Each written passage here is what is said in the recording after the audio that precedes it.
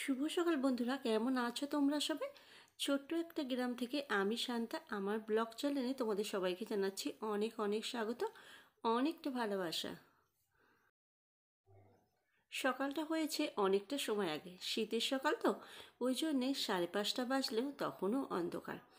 আগে যেরকম 4:30 বাজলেই, 4টে বাজতে থেকেই ভোরের আলো ফুটে যেত, আর এখন 5:30 বাজলেও পুরো অন্ধকার হয়ে থাকে। ঘুম তো ভেঙেছে অনেকক্ষণ, ওই জন্যে না এখনও অন্ধকারও রয়েছে, আর সূর্য ওঠেনি বলে ওই জন্যে দরজা জানলাগুলো খুলিনি। আর সকালবেলা এখন কটা দিন দেখছি বেশ কুয়াশা পড়েছে। কুয়াশা থাকলে দরজা জানলাগুলো একদম খুলি না, এক তো ঠান্ডা ঢোকে তো। মেয়েটা ঘুমোয় আর ও শুয়ে থাকে, 7:30 না বাজলে ও ওঠে না। আমার রান্নাবান্না হয়ে যায়, তারপর আমি ওকে ডাকি, তারপর ও ওঠে। উঠে ব্রাশ করে ওর খাবারটা গুছিয়ে দিই, তারপর ও খেয়ে আবার দুপুরবেলা টিফিনটা দিয়ে দিই, নিয়ে যায়। কারণ তো বাড়ি এসে সেই সন্ধেবেলা, ওই জন্যে দুপুরবেলা খাবারটা নিয়ে যায়। রান্নাবান্না সব করে তারপর ওদেরকে ডাকি আমি, এক এক করে ওরা ওঠে। তারপর ঘর বারান্দাগুলো বিছানাগুলো সব তোলা কাজকর্মে হাত দিই। সকালে এক পত্তন হয়ে গেছে, তারপরে আবার এক পত্তন হচ্ছে। বোতলগুলো সব এক জায়গায় জড়ো করছি, বোতলগুলোয় জল আনতে দেবো। আর ওখানে চালগুলো আগের দিনকে পিঠে বানিয়েছিলাম, তা অনেকটা চাল গুঁড়িয়েছিলাম, আর কিছুটা চাল গুঁড়াইনি। ভাবলাম যে চালটা লাগবে না, তো ওই জন্য গুঁড়োবো না।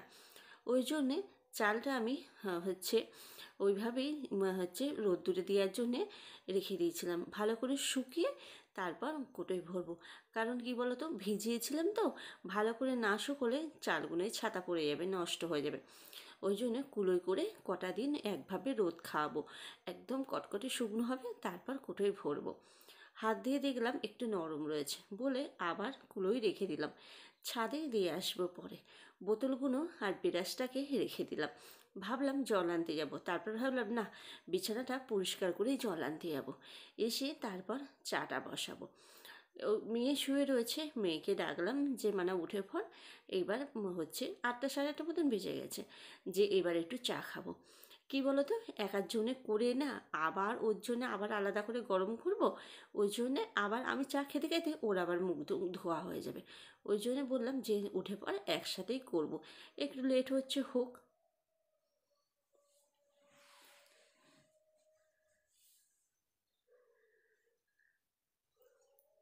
গ্যাসটা এত ডিস্টার্ব করছে কি বলবো, গ্যাসের রেগুলেটর খারাপ হয়ে গেছে। এত হু হু করে গ্যাস বেরোচ্ছে, গ্যাসটা ধরাতেই ভয় লাগছে জানো। ওই জন্যে একবার দুবার গ্যাসটা প্রয়োজন ছাড়া ধরানোর চেষ্টা করছি না। রান্নাবান্না করেছি তো, তাই জন্যে আগে স্কচব্রাইট দিয়ে ভালো করে গ্যাসটাকে একটু মেজে নিয়েছি। গ্যাসের স্ট্যান্ড ট্যান্ডগুলো সব মেজে নিয়েছি, নিয়ে একটু ভিজে ন্যাকড়া দিয়ে পুঁছেছিলাম। ওই জন্যে শুকনো ন্যাকড়া দিয়ে আর একবার একটু পুছে নিলাম। ভিজে ন্যাকড়া দিয়ে পুছলে কী বলো তো, গ্যাসটা ধরানোর পরে কেমন ওই জল দাগ দাগ মতন হয়ে যায়, একটা শুকনো জিনিস দিয়ে না পুছলে। তার সাথে গ্যাসের থামটাও একটু পুছে নিলাম। সকালে শুধু ভাত করেছি, আর একটা কি ভাজা করেছিলাম দিয়ে ওকে খেতে দিয়েছিলাম।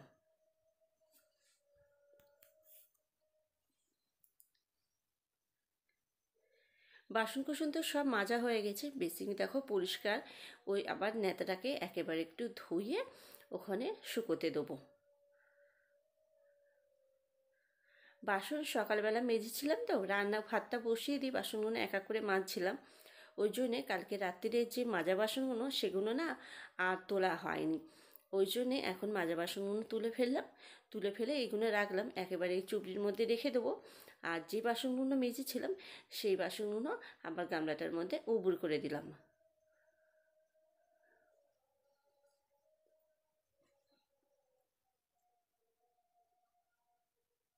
বন্ধুরা, যারা এখনও আমার ভিডিওটা দেখছো, সবাইকে অসংখ্য ধন্যবাদ আর অনেকটা ভালোবাসা।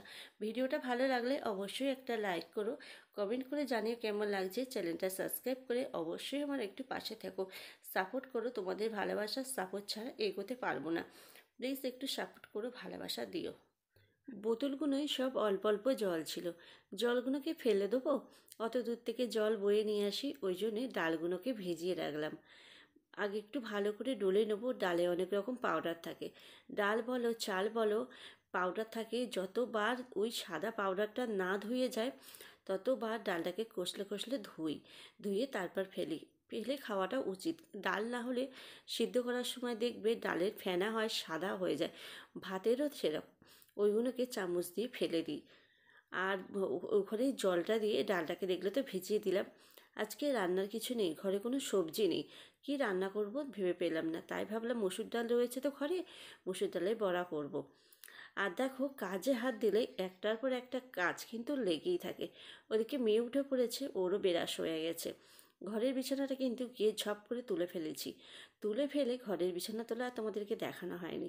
তুলে ফেলে ঘর বারান্দাটা একটু ঝাঁট দিয়ে দিলাম, দিয়ে এদিকে বিরাস করে চা বসিয়ে দিয়েছি।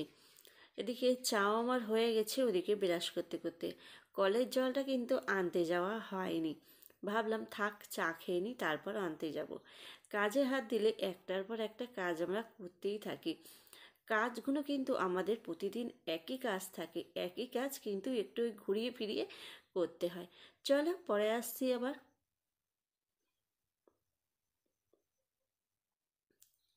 সমস্ত কাজকর্ম সেরে নিয়ে চলে এসেছি আবার। ওখানে পেঁয়াজ, কাঁচা টমেটো, পাকা টমেটো বেটে নিয়েছি। আদা রসুন তো আমার ফ্রিজে বাটাই থাকে, এই সুবিধার জন্য বাটা ফ্রিজে ছিল তো, দেখো পুরো বরফ হয়ে গেছে। আর ওখানে মুসুর ডালটাকে কাঁচা লঙ্কা দিয়ে 4-5টা কাঁচা লঙ্কা দিয়েছি, দিয়ে মুসুর ডালটাকে বেটে নিয়েছি। একটু খিস ছিল, একদম মিহি করে বাটিনি, মিহি করে বাটলে আবার ভালো লাগে না। একটু খিস থাকলে গালে একটু দানা দানা পড়বে। ওখানে দিয়েছি কাঁচা পেঁয়াজ, আদা বাটা, হচ্ছে লবণ দিলাম, হলুদ দিলাম, আর সামান্য একটুখানি জিরের গুঁড়ো ছড়িয়ে দিয়েছি। দিলেও হয়, না দিলেও হয়। এইবার এগুলোকে ভালো করে বেশ করে চটকে মাখতে হবে।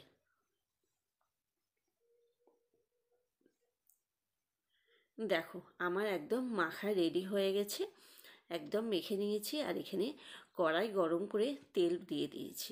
সাদা তেলেই ভাজবো, ভাজাভুজি তো, একটু সাদা তেলে ভাজলেই ভালো লাগে।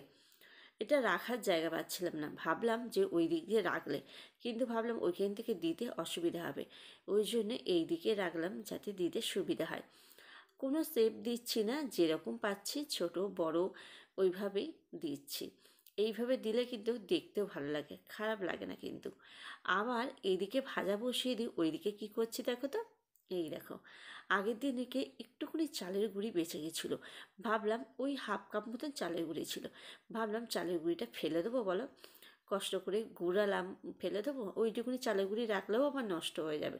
ওই জন্যে আবার একটু ময়দা ছিল, একটু ময়দা দিয়ে, তেলটা কিন্তু অল্পই রয়েছে, তেল বেশি নেই যেন। এতেও বড়া ভাজায় কিন্তু অনেকটা তেল লাগে, অনেক তেল লাগছে। আর এদিকেও অল্প তেল, অল্প তেলে দিয়েছি কিন্তু ফুলছে, দেখেছো কি সুন্দর টোপরের মতন ফুলছে। এসব জিনিস না একটু ফুললে বেশ ভালো লাগে, সব কিছুই ফুললে বেশ ভালো লাগে। এখানেও দেখো ব্যাটারটা বানিয়ে নিয়েছি, একটু সুজি দিয়েছি, ময়দা দিয়েছি, আর আজকে চিনি দিয়ে মেখেছি। অন্যদিন গুড় দিয়ে মাখতাম, আজকে চিনি দিয়ে মেখেছি। দিয়ে এইবার ওইদিকে ভাজাটা তো হতে সময় লাগছে, আর আমার তো ওইদিকে রান্নার সমস্ত গুছিয়ে নিয়েছি, গুছিয়ে নিয়ে রান্না করছি। ওই জন্যে এইদিকেও ভাজা করছি, এইদিকেও ভাজা বসিয়ে দিয়েছি। আর দেখো আমার তেলের পিঠেগুলো সব কটা ভাজা হয়ে গেছে, কত সুন্দর হয়েছে দেখে। এখন দেখেও আমি ভাবছি যে আরও বেশি করে বানালে ভালো হতো। তা অল্প কটাই বানিয়েছি, তেল অল্প ছিল বলে ওই জন্যে। আর এদিকে বড়া ভাজাগুলো হয়ে গেছে। কড়াইতে একটা পেঁয়াজ কেটেছি, একটু গোটা জিরে আর শুকনো লঙ্কা, তেজপাতা, গোটা গরম মশলা সব কিছু ফোড়ন দিয়েছি। একটু ভালো করে একটু ভাজা ভাজা করে নিয়েছি।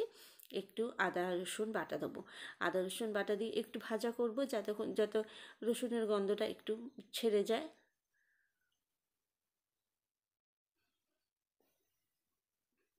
ঘরেতে সবজি না থাকলে এরকম করে বুদ্ধি করেও কিন্তু দিনটা চলে যায়। খারাপ হয়নি, কিন্তু বেশ সুন্দর হয়েছে খেতে। ডাল, ভাবলাম ডাল একটা ভাজা করবো, ভাবলাম ডাল তো রোজই খাই, ভালো লাগবে না, আজকে একটু অন্যরকম করে দেখি। তা ভালো করে একটু মশলা কষিয়ে নিয়েছি, মশলা সব দিয়েছি, জিরের গুঁড়ো, ধনের গুঁড়ো, লবণ, হলুদ সব কিছু দিয়ে কষিয়ে নিয়ে তারপর জল দিয়ে দিলাম।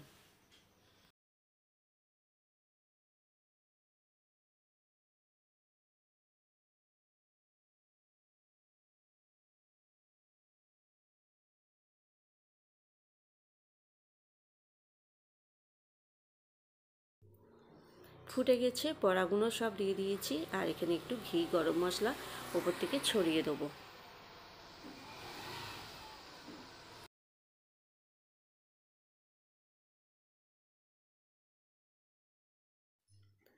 এদিকে হয়ে গেছে, ঝোলটা চাপা দিয়ে রাখবো, ঝোলটা পুরো টেনে নেবে একদম। আর এদিকে বাসন কোসন মেজে রান্নাঘরটা পরিষ্কার করে নিলাম।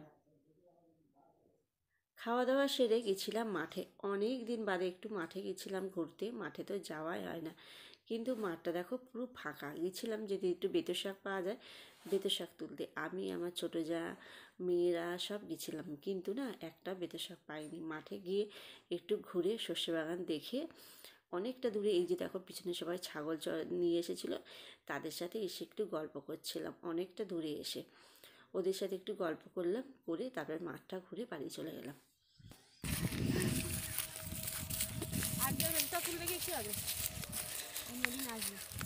অনেক দূর ওই সাইডে। 1 ঘন্টা মতন ছিলাম মাঠে, অনেকটা দূরে গেছিলাম, গিয়ে ওদের সাথে সব গল্প করছিলাম, করে বাড়ি চলে এলাম। এখন ওই 9:30 বাজে। তোমাদের দাদাভাই কাজের থেকে বাড়ি আসার পথে মেয়ের জন্য একটু বিরিয়ানি এনেছিল, তাই সেইটাই এখন মেয়ে পড়তে গেছিলো, বাড়ি এলো, এসে তারপর ওকে দিলাম। ঠান্ডা হয়ে গেছে বিরিয়ানিটা, কিন্তু কিছু করার নেই, গরম আর করিনি। ওকে এখন খেতে দিয়ে দেবো। ও আর আমি দুজনে মিলেই এটা খেলাম রাত্রিবেলা। এটাই আমাদের রাত্রিরে ডিনার হয়ে গেল।